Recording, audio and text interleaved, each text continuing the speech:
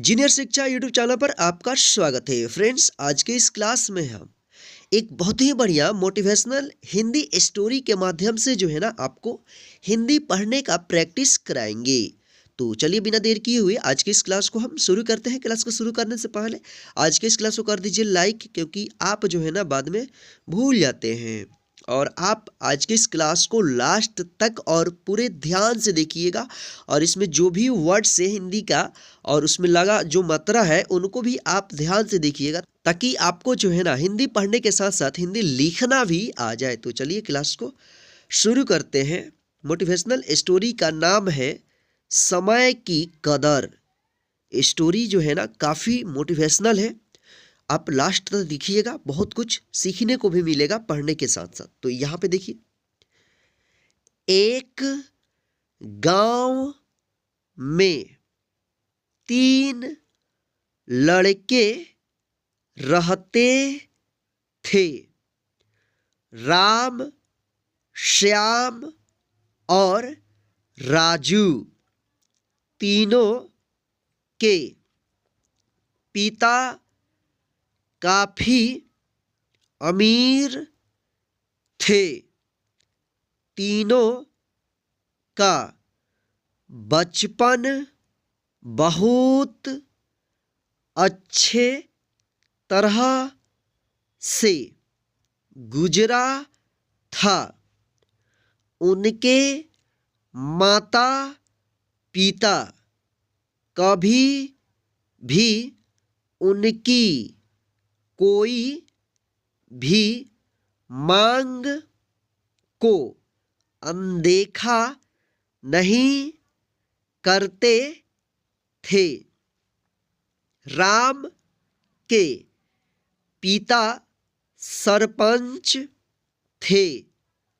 श्याम के पिता एक कारोबारी थे और राजू के पिता एक किसान जमींदार थे। छोटी उम्र से ही उन सबको लाड प्यार ने ऐसा बना दिया था कि ना तो उनको मेहनत का पता था और ना ही उनको समय की परवाह थी। अक्सर वह सारा दिन बस घूमते रहते थे। नशे और अन्य भोग विलास में डूबे रहते थे, जिससे उनके गांव वाले भी दुखी थे। सरपंच और बड़े लोगों के बच्चे होने के कारण उनकी कोई शिकायत कर पाने की हिम्मत नहीं कर पाता था, जिससे उनका मनोबल और बढ़ गया था। एक दिन उनके गांव में बहुत तेज बारिश हुई, जिससे सब लोगों को नुकसान हुआ, जिसमें इन तीनों के पिता भी थे। लेकिन इतना कुछ होने के बाद भी उनके बेटों का वही हाल था। वो बस घूमते रहते, नशा करते, भोग विलास करते रहते थे। माँ बाप काफ़ी चिंतित रहा करते थे। ये तीनों भले ही कितने गंदे थे, लेकिन इन तीनों के अंदर एक खास बात थी जिसकी पहचान किसी को नहीं थी और उनको खुद को भी पता नहीं था। राम एक बहुत अच्छा नेता प्रतिपक्ष था, क्योंकि अपने पिता के पास रहते हुए उसको इसका काफ़ी ज्ञान हो गया था, क्योंकि उसके पिता सरपंच थे। श्याम भी इस तरह से बिजनेस की समझ रखता था, क्योंकि उसके पिता एक कारोबारी थे और राजू खेती का काम जानता था, क्योंकि उसके पिता जमींदार थे। पर अपनी गलत कामों की वजह से उन सब ने अपने इन टैलेंट पर ध्यान ही नहीं दिया, जो कि उनकी सबसे बड़ी कमजोरी थी। इस तरह से इनकी बदमाशियों को देख कर इनके पिता उन्हें सीख देने को सोची। तीनों पिताओं ने आपस में बात करी और उसका एक हल निकाला। तीनों पिताओं ने अपना अपना काम अपने अपने बेटों को सौंप दिए, जिससे उनको समय की कदर का पता लग सके। तीनों के पिता ने एक वसीयत बनाई, जिसमें ये लिखा था कि 1 वर्ष के अंदर इन तीनों को 10 लाख रुपए कमा कर देने होंगे, जो बिना किसी गलत काम कर के कमाए गए हो, और तीनों को अलग अलग स्थान पर रहना था। इन तीनों को 5 5 लाख रुपए भी दिए गए ताकि उनको अपना काम स्टार्ट करने में दिक्कत ना हो।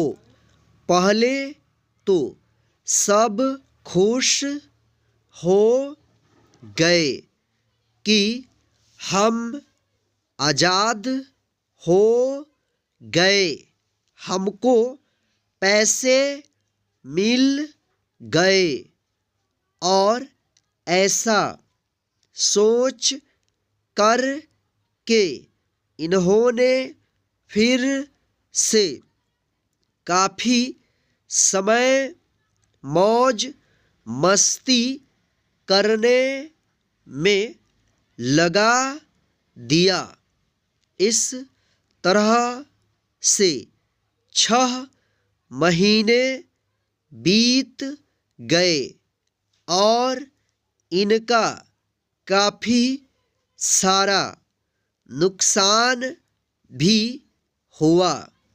फिर एक दिन अचानक उनको एहसास हुआ कि अगर हम शर्त हार गए तो हम अपनी अपनी जायदाद खो बैठेंगे। धीरे धीरे उनकी चिंता बढ़ने लगी। एक दिन वो इसी उधेड़ धुन में एक पार्क में बैठे थे और कुछ आपस में बात कर रहे थे कि उनको एक छोटी सी लड़की मिली। वो फूल बेच रही थी और साथ में पढ़ भी रही थी। तीनों लोग उस लड़की के पास में गए। तभी राम ने लड़की से बोला, बेटी आपकी उम्र क्या है? तो लड़की ने जवाब दिया कि मैं 12 साल की हूँ। अंकल इतना सुनते ही राम ने आश्चर्य से पूछा कि आप इतने छोटे होकर के खेल नहीं रहे हो? इस पर लड़की ने जवाब दिया कि मेरे पापा अब इस दुनिया में नहीं है और माता बीमार रहती है, इसलिए मैं ये काम करती हूँ। ये सुनकर राम ने अपना पर्स निकाला। उसके पास जो भी पैसे बचे थे वो उस लड़की को देने लगा। उसके बाद लड़की ने बोला, अंकल आप भी फूल ले लो, मुझे बहुत खुशी होगी, क्योंकि मैं अगर आपसे फ्री में पैसे ले लूँगी तो फिर मेरा पढ़ाई में मन नहीं लगेगा। मैं काम चोर बन जाऊंगी, क्योंकि यही समय है जिस समय में अपना भविष्य लिख सकती हूँ। राम ने उस लड़की से सारे फूल ले लिए और तीनों घर लौट आए। उस फूल वाली लड़की का उन तीनों लड़कों पर बहुत गहरा प्रभाव पड़ा। रात भर उन तीनों ने उस बच्ची के बारे में सोचते रहे और उन्हें एहसास हुआ कि वो तीनों कितने गलत थे। तीनों ही दोस्तों को एहसास हुआ कि आज भी उनके पास 6 महीने का समय है अपने पिता के दिए गए काम को पूरा करने का और भविष्य बनाने का। इसी दौरान सब ने सोचा कि अगर बचे हुए समय का सही उपयोग करें तो अभी भी बहुत कुछ किया जा सकता है।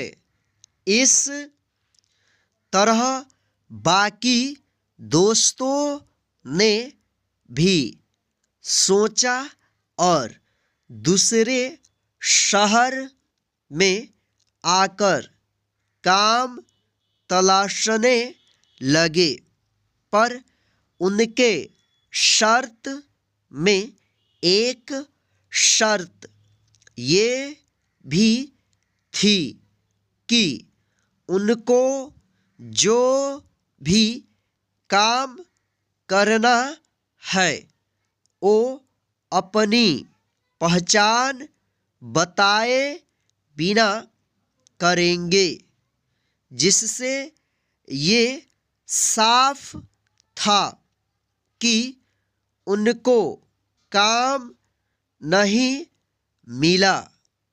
और जब काम नहीं मिला तो उन्होंने सोच लिया तो अब वो अगर कुछ भी करेंगे तो अपने गांव में जाकर ही काम करेंगे।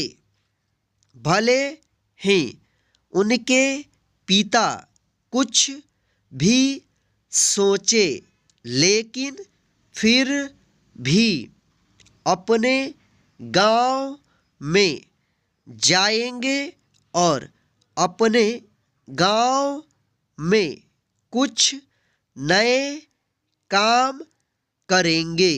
भले ही उनको अपने पिता के वसीयत ना मिले, तीनों लड़के अपने गांव में फिर से आए और अपने अपने पिताओं से जाकर के मिले और उन्होंने अपने अनुभव के बारे में बताया और बोला कि वो आगे से ऐसी गलती नहीं करेंगे और वो उन्हें माफ़ कर दे।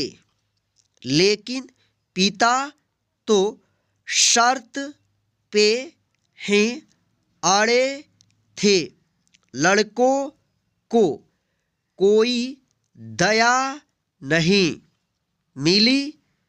तीनों को फिर से दुख हुआ कि तीनों को अपनी गलती की एहसास होने के बाद भी उनके पिता उनका सपोर्ट नहीं कर रहे हैं और फिर से वो रात भर सोचते रहे कि अब क्या किया जाए। तीनों ने मिल कर एक स्कीम निकाली। राम अपने मित्रों के साथ में मिलकर लोगों की प्रॉब्लम को सुलझाने लगा, जिससे उसको गांव की समस्याओं का ज्ञान हुआ। इसी तरह श्याम भी गांव के विकास के लिए नए नए तरीके सीख गया और राजू को किसानों और बीजों का ज्ञान हो जाने से उसको काफ़ी फायदा हुआ। तीनों ने मिलकर अपने बाकी पैसों को सही ढंग से सही जगह लगा कर गांव को एक नया रूप दे दिया। उनकी कड़ी मेहनत से गांव के लोग क्या दूसरे शहरों के लोग भी उनकी तारीफ करने लगे। उनका गांव तरक्की करने लगा।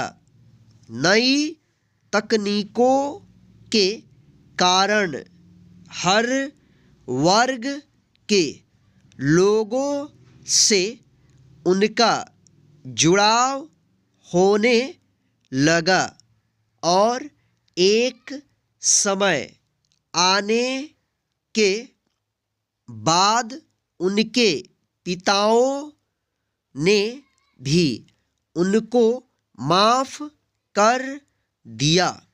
इस तरह से दोस्तों उन तीनों को समय की कीमत का अंदाज़ा हुआ कि पहले वो कितना समय बर्बाद कर रहे थे, लेकिन जब से उनको समय की कीमत का अंदाज़ा हुआ, तब से उन्होंने समय को बर्बाद नहीं किया और काम करके पैसा कमाया, नाम कमाया और ये सीखा